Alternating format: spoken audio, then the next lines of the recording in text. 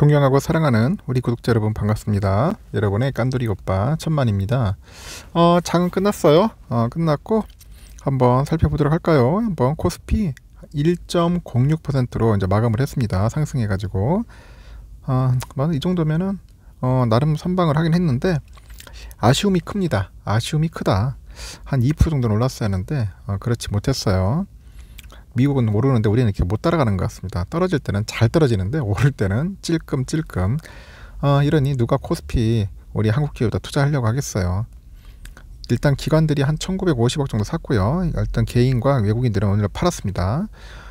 상위 종목들, 코스피 상위 종목들은 거의 다 올랐어요. 올랐는데 그렇게 큰 흐름은 아니었습니다. 상승의 흐름은 아니었고, 일단 삼성은 한 0.5% 정도 올랐고요. LG엔솔이 0.8%, 하이닉스 0.4% 정도 올랐네요. 오선주가 한 1.2%, 그나마 오선주가 선방을 했고요.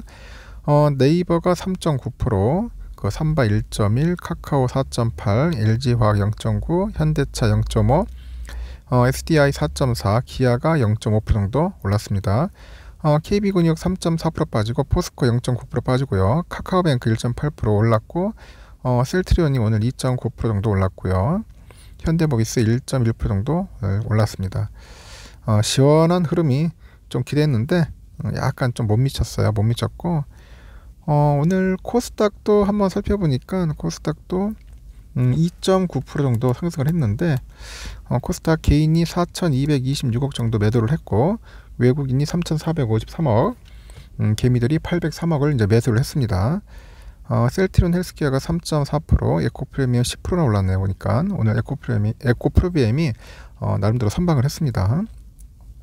LNF 6% 올랐고, 퍼러비스 1%, 카카오게임즈 5%, 위메이드가 3% 정도 올랐고, HLB 6%, 셀트리온 제약이 4%나 올랐어요.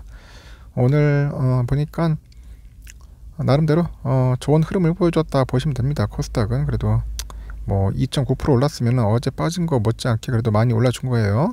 많이 올라줬다. 개인들은 판다고 정신없었는데 오늘은 외국인들이 산다고 정신없었던 것 같습니다.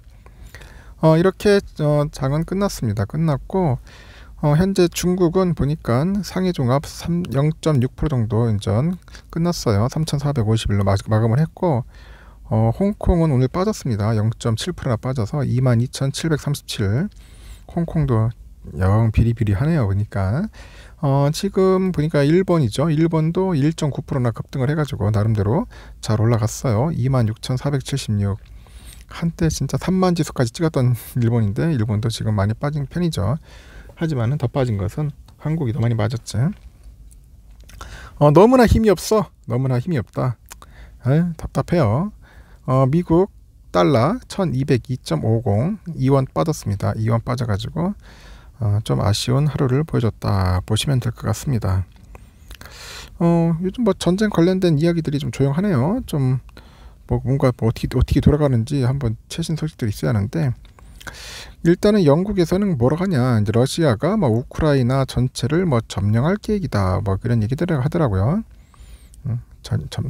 러시아군은 첫날 침략 첫날에 인도하지 못했다, 뭐 그런 얘기하는데 아직까지는 지금 뭐 특별한 그런 전쟁 관련된 소식은 뭐 들려오는 건 없는 것 같습니다. 지금 보니까. 근데 어차피 뭐 전쟁은 전쟁이고, 하여튼 뭐 그렇습니다. 지금 보니까 뭐 봄 기다렸는데 반도체주는 그 푸틴 때문에 다시 이제 겨울왕국 오는 거 아니냐, 그런 걱정들을 하고 있어요. 지금 봄을 기다리던 우리 반도체주, 하여튼 우크라이나 사태 때문에 다시 떨고 있다.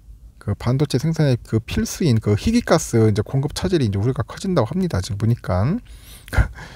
그래서 당분간 지금 확보한 재고가 충분하다면서 하락이 과도하다는 분석도 있는데, 그런데 수급 차질이 오히려 반도체 가격 상승에 또 긍정적일 수 있다, 그런 관측도 있고, 상당히 지금 오락가락해요. 지금 오락가락한다. 지금 과연 이게 좋은 건지 나쁜 건지 한번 좀 더 지켜봐야 할 것 같아요.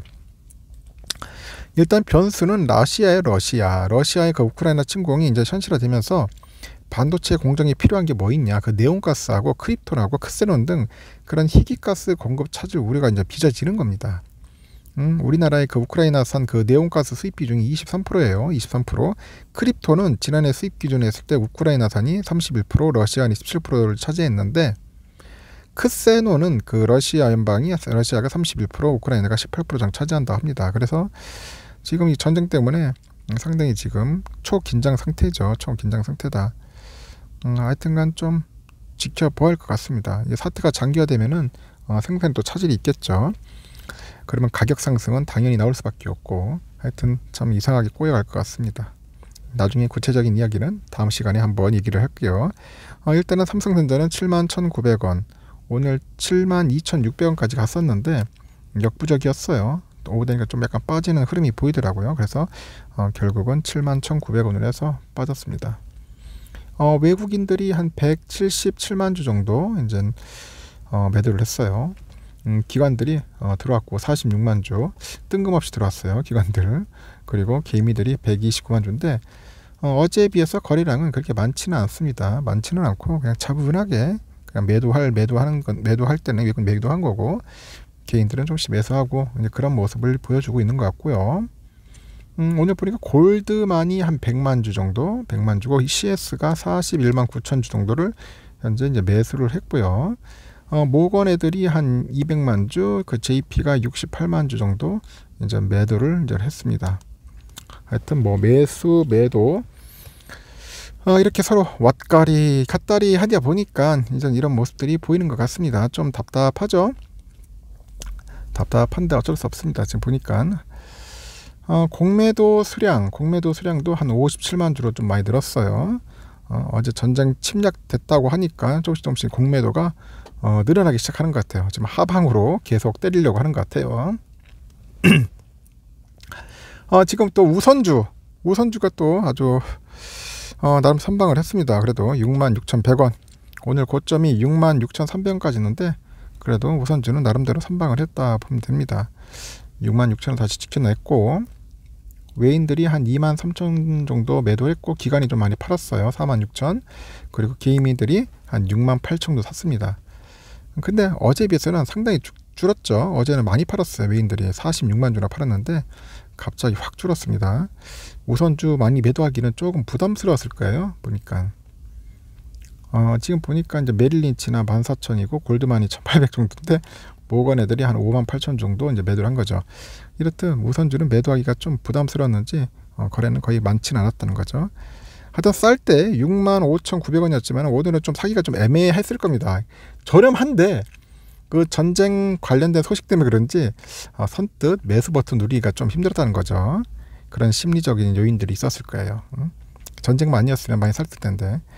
하여튼 지금 전쟁 상황이 어떻게 될지 한번 봐야 할 것 같아요. 보는데 제가 볼 때는 뭐 크게 뭐 전쟁도 어차피 이제 선반영 됐어.